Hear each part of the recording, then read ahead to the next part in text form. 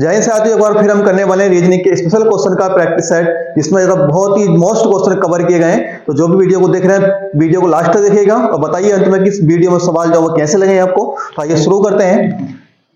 जैसे कि पहला सवाल दिया गया है कि किसी घड़ी को सुबह 5 बजे सेट किया गया था और शाम को 6 बजे बंद किया गया था, तो बताएं कि घड़ी की मिनट की सुई के द्वारा कितने डिग्री का कोण बनाया जाएगा। 750 डिग्री का, 720 डिग्री का, 1080 डिग्री का, या इनमें से कोई नहीं। देखो क्या करना है, इसमें बोला गया है कि जो घड़ी है उसको सुबह 5 बजे सेट किया गया और शाम को 6 बजे बंद कर दिया गया है। अगर आप सुबह 5 से शाम 6 तक का समय निकालें, सुबह 5 से शाम 6, तो कितने घंटे मिले हमें? यहां से घंटे मिलेंगे। सुबह 5 से 12 तक कितने मिल जाएंगे? 7 घंटे, और 7 के बाद कितने हैं? 6, यानी कि 13 घंटे का हमें समय मिल गया पूरा कंप्लीट, सुबह 5 से शाम के 6 बजे तक। तो बोला गया है कि मिनट की सुई कितना कोण बनाएगी। देखिए जो मिनट की सुई होती है वो 1 मिनट में कितना बनाती है? तो मिनट की सुई बनाती है 1 मिनट में 6 डिग्री का कोण। कितना बनाएगी? 6 डिग्री का कोण। जब 1 मिनट में 6 डिग्री का कोण बनाती है तो 13 घंटे में कितना बनाएगी? तो पहले मेरे भाई क्या करेंगे इसको कि इसमें 6, जब 13 घंटे हैं इसको मिनट बना लेंगे 60 से गुणा करके। तो कितने मिनट आ गए? 13 6 78, यानी कि 780 मिनट। और जो 780 मिनट आए हैं आप उसकी गुणा कर देंगे 6 से, क्योंकि 1 मिनट में बना रही है 6 डिग्री का कोण। तो इस 780 मिनट में कितने डिग्री का कोण ये घूमेगी? तो 6 8 48 और 6 7 42 और 4 46, यानी 4680 डिग्री का कोण यहाँ पर ये घूमने वाली है। तो राइट आंसर क्या जाएगा? इनमें से कोई नहीं, ऑप्शन नंबर डी। बात समझ में आ गई होगी, क्योंकि 1 मिनट में जो बनाती है मिनट वाली 6 डिग्री का कोण बनाती है, तो 13 घंटे में कितना कोण बनाएगी? तो 13 इंटू 60 कर देंगे, 780 मिनट आ जाएंगे, और गुणा कर देंगे 6 से। तो इनकी गुणा करेंगे तो कितना मिल जाएगा? 4680 डिग्री का कोण मिलेगा, जो कि इनमें से है नहीं। तो राइट आंसर क्या आएगा? Option number D. सवाल नंबर 2 है, बोला गया दिए गए पैटर्न का ध्यानपूर्वक अध्ययन करें और दिए गए विकल्पों में से उस संख्या का चयन कीजिए जो प्रश्न चिन्ह को प्रतिस्थापित करेगी। यहां पर पूछा गया है कि इसमें से कौन सी संख्या आएगी? 120 आएगी, 200 आएगी, 199 या 220 आएगी। तो क्या करना है, देखो अगर आप इसमें देखें तो आपको एक कंसेप्ट लगाना होता है कि छोटी संख्या से बड़ी संख्या की तरफ जाते हैं। तो छोटी संख्या एक तो 7 है और एक 4 है, तो 7 और 4 में ऐसा कौन सा रिलेशन लगाएं, कॉम्बिनेशन लगाएं इसमें कि 53 बने। तो आपको साफ साफ दिख रहा होगा कि अगर 7 का वर्ग कर दें तो कितना मिलेगा? 49 मिलेगा। और 49 में अगर 4 ऐड कर दें, 49 में 4 ऐड कर दें तो कितना मिल जाएगा? 53। वैसे ही अगर 11 का वर्ग कर दें तो कितना होता है? तो 11 का वर्ग होता है 121, और 121 में 6 ऐड कर दें तो क्या मिल जाएगा? 127। यानी पहली संख्या का वर्ग में तीसरी संख्या ऐड कर दें तो हमें दूसरी संख्या प्राप्त होगी। तो 14 का वर्ग कितना होता है? 14 का वर्ग होता है 196, और 3 इसमें ऐड कर देंगे तो क्या मिलेगा हमें? 199 मिल जाएगा। तो इसमें क्या आ जाएगा? प्रश्नवाचक के स्थान पर 199 आ जाएगा। तो राइट आंसर क्या हो जाएगा? Option number C. नेक्स्ट सवाल नंबर 3 है कि निम्न में से कौन सी संख्या दिए गए प्रश्नवाचक श्रेणी के स्थान पर आएगी? 91, 102, 139, क्वेश्चन मार्क, 187, 198 या 235। ऑप्शन दिए गए 150, 155, 145 और 182। क्या करना है इसमें? सबसे पहले अंतर करेंगे। इस तरह के सवाल में सबसे पहले आप अंतर करेंगे। अगर अंतर देखें तो 91 को 102 लिखा है तो कितने बढ़ गए हैं? यहाँ पर प्लस के 11 हो गए। और 102 को लिखा गया है 139, इसका मतलब कितने बढ़ गए? प्लस के 37 बढ़ गए। अब यहां से हम कंफर्म नहीं कर सकते, तो अंतर हम पहले और देख लेते हैं यहां पर क्या चल रहा है।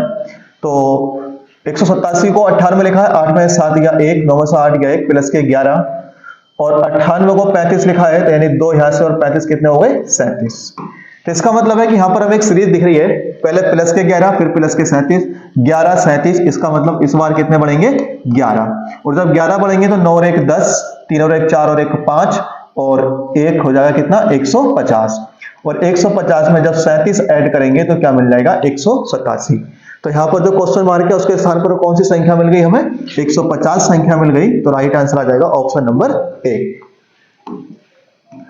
सवाल नंबर 4, देखिए सिटिंग अरेंजमेंट का सवाल है, और सिटिंग अरेंजमेंट का सवाल ये 8 व्यक्तियों का है। और क्या करते हैं बच्चे? इसे हार्ड समझ के क्या पेपर पर छोड़ जाते हैं। देखो बड़े आसानी से करेंगे इस सवाल को। बोला क्या है, P Q R S T U B A और डब्ल्यू दो पंक्तियों में बैठे हैं। देखिए एक तो होता है एक पंक्ति में बैठे हो, लेकिन यहां कितने में बैठे हैं, दो पंक्तियों में। ये स्पेशल सवाल है। प्रत्येक पंक्ति में चार व्यक्ति बैठे हैं, क्यू और आर एक दूसरे के आमने सामने बैठे हैं। देखो मान लीजिए चार एक ऊपर बैठे हैं इस पंक्ति में और चार ही क्या है, नीचे बैठे हैं। इन्हें अभी इनका स्थान कंफर्म नहीं है, कहीं भी बैठा सकते हैं। बोला गया क्यू और आर एक दूसरे के सामने बैठे हैं। अगर मान लीजिए क्यू यहां पर है तो आर कहां होगा, यहां पर। क्यू और आर एक दूसरे के सामने बैठे हैं। आर एस और टी का निकटतम पड़ोसी है। आर जो है एस और टी का निकटतम पड़ोसी है। अगर हम एस को यहां रख दें और टी को यहां रख दें, या एस को यहां रख दें और टी को यहां रख दें, तब भी क्या हो जाएगा, आर दोनों का निकटतम पड़ोसी हो जाएगा। अभी इनका स्थान कंफर्म नहीं है। फिर बोला डब्ल्यू टी के निकटतम बाएं बैठा है। डब्ल्यू जो है टी के निकटतम बाएं है। अब बताइए अगर टी को यहां रखते हैं तो टी का निकटतम बायां तो आर आ गया, इसका मतलब ये नहीं है। फिर क्या है, टी यहां पर है और टी के निकटतम बाएं कौन है, डब्ल्यू, तो डब्ल्यू आ गया यहां पर। ठीक, डब्ल्यू यू के विकर्णवत ऊपरी यू के विकर्णवत विपरीत है, यानी यू जो है डब्ल्यू के विकर्णवत है। तो डब्ल्यू के विकर्णवत कौन है, यू, तो यू आ गया किसके सामने, एस के सामने। V और Q एक दूसरे के आसन नहीं है। जब B और Q एक दूसरे के आसन नहीं है तो B कौन होगा, यहां पर होगा। तो बचा कौन, तो बच गया कौन, P। तो यहां कौन आ जाएगा, P आ जाएगा।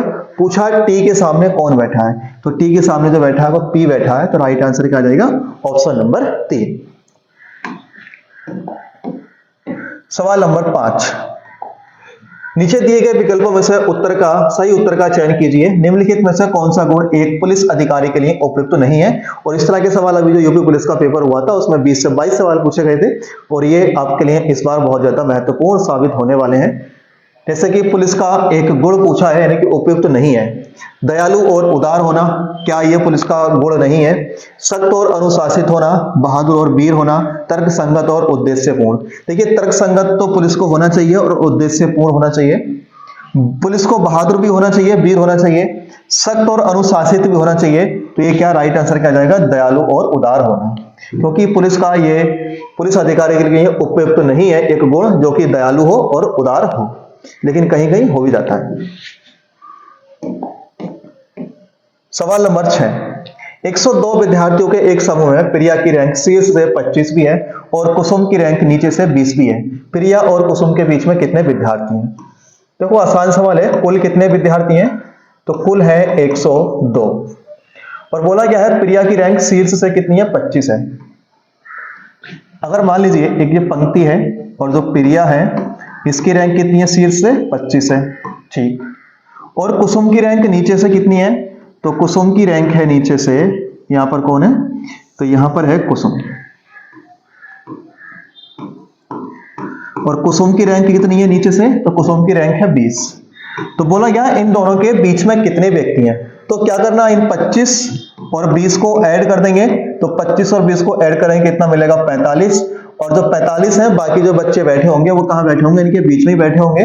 तो 102 में से ये माइनस 45 कर देंगे तो 12 में से 5 जाएगा, कितने बचेगा, 7। और यहाँ कितना बचेगा, 9 में से 4 गया तो 5। तो 57 बच्चे ऐसे हैं जो कि इन दोनों के बीच में बैठे हैं। तो राइट आंसर क्या जाएगा, ऑप्शन नंबर 2।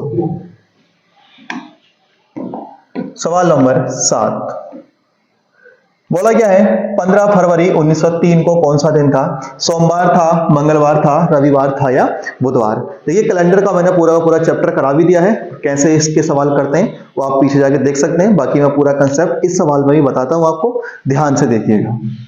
बोला गया 15 फरवरी 1903। अगर आपको कोई भी एक फिक्स डेट दी जाए और कह दिया जाए कि बताइए पर्टिकुलर डेट में कि इस तिथि को कौन सा दिन होगा, देखिए कैसे कंसेप्ट लगाते हैं इसमें। सबसे पहले क्या करेंगे आप, 15 फरवरी तक के विषम दिन निकालेंगे। फरवरी से पहले क्या था, जनवरी, और जनवरी में जो दिन होते हैं वो कितने होते हैं, 31। फरवरी के वही दिन लेंगे जो दिए गए 15। फिर यहां पर जो 1903 है, आप 1903 में से शताब्दी वर्ष निकालेंगे तो शताब्दी वर्ष कितना है, 1900। और जो 1900 है, 1900 में आप देखेंगे विषम दिन कितने होते हैं। तो 1900 शताब्दी में विषम दिन होते हैं 1। अगर ये कैसे होते हैं तो आपको देखना, तो आप चैनल पर जाइए और देखिए, वहां पर मैंने आपको कैसे बताया है कैसे शताब्दी वर्षों में विषम दिन निकालते हैं। तो अभी फिलहाल क्या है, 1900 में विषम दिन कितने होते हैं, 1। प्लस ये जो 3 है लास्ट में, आप इसे 1 कम करके लिखेंगे तो कितना आ जाएगा 2, और इस 2 में देखेंगे क्या कोई लीप वर्ष आएगा, तो 2 को 4 से डिवाइड करेंगे तो कोई भी लीप वर्ष नहीं है, तो इसे आप इतने ही रहने देंगे। या तो आप इसे जोड़ के 7 से डिवाइड कर लो, या यही 7 से डिवाइड करके छोटा कर लो। 7 चौक 28 कितने मिल जाएंगे 3, 7 दूनी 14 और 1 मिल जाएगा, यहां से 1 और ये 2, तो 3 4 5 और 2 कितने हो गए 7, और 7 को जब 7 से डिवाइड करेंगे तो कितना शेष मिलेगा हमें, 0 शेष मिलेगा। और जो 0 शेष है वो कोड किसका है, वो रविवार का कोड है, तो राइट आंसर क्या आ जाएगा, ऑप्शन नंबर 3। सवाल नंबर 8 पर ध्यान देंगे। एक गलत घड़ी जो लगातार धीमे चलती है, यदि यह घड़ी सुबह 8 बजे 5 मिनट आगे थी और शाम 10 बजे यह घड़ी 5 मिनट पीछे थी, बताएं कि घड़ी ने सही समय कब दिखाया होगा, सुबह 10 बजे, सुबह 11 बजे, दोपहर 3 बजे या दोपहर 2:30 पर। देखिए जो पूरा गलत घड़ी का चैप्टर मैंने करा दिया है, बाकी आप जिसने नहीं देखी है वीडियो, आप आइए इसको देखिए कैसे करते हैं इस सवाल को। बोला गया एक गलत घड़ी जो लगातार धीमे चलती है, 8 बजे इसे जब 8 बजे देखा गया तो कितनी थी, ये 5 मिनट आगे थी। तो आपको शॉर्ट ट्रिक के साथ क्या करना है कि जो 5 मिनट आगे है ये, और जो 5 मिनट पीछे है, आप इन्हें ऐड कर देंगे। कितने मिनट हो गए, 10 मिनट। और जो 10 मिनट है इसके बराबर जो रखना है, आपको वो समय रखना है जो कि सुबह 8 से शाम 10 तक। सुबह 8 से शाम 10 बजे तक का समय जो वो कितना हो गया, तो सुबह 8 से शाम 8 तक 12 घंटे, और यहां पर जो बोला गया कितने घंटे, 10 बजे तक। तो 8 और 8 से 8 तक 12 घंटे, 10 बजे तक कितने हो जाएंगे, 14 घंटे। तो 10 मिनट बराबर रख देंगे 14, और जो पहले वाले 5 मिनट हैं आप इसके बराबर निकाल देंगे, कैलकुलेट कर देंगे। तो 14 इंटू 5 डिवाइड कर देंगे 10 से, तो 5 दूनी 10 और 2 सत्ते 14। तो ये 7 घंटे जो आए हैं, आप बस ऐड कर देंगे किसमें, जो पहला वाला टाइम है, और पहला वाला टाइम कितना, सुबह के 8 बजे। तो सुबह के 8 बजे में आप 7 घंटे ऐड करेंगे तो कितने बज जाएंगे, 15, और 15 का मतलब होता है कितना, दोपहर के 3 बजे। तो राइट आंसर क्या आ जाएगा, ऑप्शन नंबर 3। सवाल नंबर 9 पर ध्यान देंगे। बोला गया बिल्ली, कुत्ता, पालतू जानवर के संबंधों को निम्न में से कौन सा बेन आरेख द्वारा दर्शाया जाएगा। अच्छा, बेन आरेख यहाँ पर नहीं दिए, मैं आपको बता देता हूं। जैसे 3 ऑप्शन देता हूं आपको। पहला ऑप्शन ये है, दूसरा ऑप्शन ये है, तीसरा ऑप्शन ये है, और चौथा ऑप्शन आपका ये है। ये चौथा ऑप्शन है, ये तीसरा ऑप्शन है, ये दूसरा ऑप्शन है, और ये पहला ऑप्शन है। तो बताना इसमें कि आपको बिल्ली, कुत्ता और पालतू जानवर के बीच संबंध को कौन सा दर्शाएगा। देखिए बिल्ली और कुत्ता, अगर आप बिल्ली और कुत्ता के बीच में रिलेशन देखें तो क्या कोई बिल्ली कुत्ता होती है, बिल्कुल नहीं होती है। इसका मतलब है बिल्ली और कुत्ते के बीच में क्या, नॉट का रिलेशन होगा। कुत्ता और पालतू जानवर के बीच में देखें तो क्या कुत्ता पालतू जानवर है, बिल्कुल ठीक है, कुत्ता पालतू जानवर है, लेकिन सारे कुत्ते पालतू जानवर नहीं होते हैं। यहाँ पर बच्चे गलती ये करते हैं कि कुत्ता का देख के क्या वो ऑल का रिलेशन लगाते हैं कि सारे कुत्ते क्या है वो पालतू जानवर होते हैं, लेकिन सारे के सारे कुत्ते पालतू जानवर नहीं होते, पालतू जानवर कुछ और भी होते हैं। इसलिए पालतू जानवर और कुत्ते के बीच में सम का रिलेशन आएगा, वैसे ही बिल्ली के साथ में भी सम का रिलेशन आएगा। तो यहाँ पर जो राइट आंसर बनेगा ऑप्शन नंबर 2 बनेगा कि जो पालतू जानवर हैं वो कुछ तो कुत्ते हैं और कुछ क्या है वो बिल्ली है। तो ऑप्शन नंबर 2 इसका राइट आंसर होगा। सवाल नंबर 10। सवाल नंबर 10 है, किसी बड़े घन को काटकर 64 घनों में विभाजित किया गया है। यदि घन को पूर्णतः लाल रंग से रंगा गया है तो बताएं कि कितने घन ऐसे हैं जिनकी केवल एक सतह लाल रंग से रंगी होगी। 22 हैं, 24 हैं, 25 हैं या 32 हैं। देखिए बड़ा घन है, किसी बड़े घन को काटकर 64 छोटे घनों में काटा गया है। तो 64 जो कुल छोटे घन है, इसका मतलब है ये n की पावर 3 बराबर 64 दिया है, यानी कुल छोटे घनों की संख्या का जो सूत्र होता है वो n की पावर 3 होता है, और n की पावर 3 बराबर कितने दिए हैं, 64। तो n बराबर कितना मिल जाएगा हमें, यहां से n बराबर मिल जाएगा हमें कितना, 4।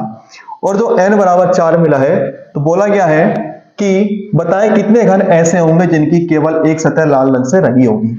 तो देखिए अगर कोई भी रंग आपसे पूछा जाए कि केवल एक सतह, तो केवल एक सतह रंगीन का जो फॉर्मूला होता है वो क्या होता है, तो केवल एक सतह रंगीन का फॉर्मूला होता है 6n-2 का होल स्क्वायर। तो 6 हो जाएगा, n की वैल्यू 4 है, -2 इसका होल स्क्वायर कर देंगे, तो 6 × 4 में से 2 जाएगा तो 2 का स्क्वायर, तो तो कितना मिल जाएगा 6 × 4, तो मेरे भाई यहाँ से कितना मिलेगा 24 मिलेगा। तो राइट आंसर क्या आ जाएगा ऑप्शन नंबर बी।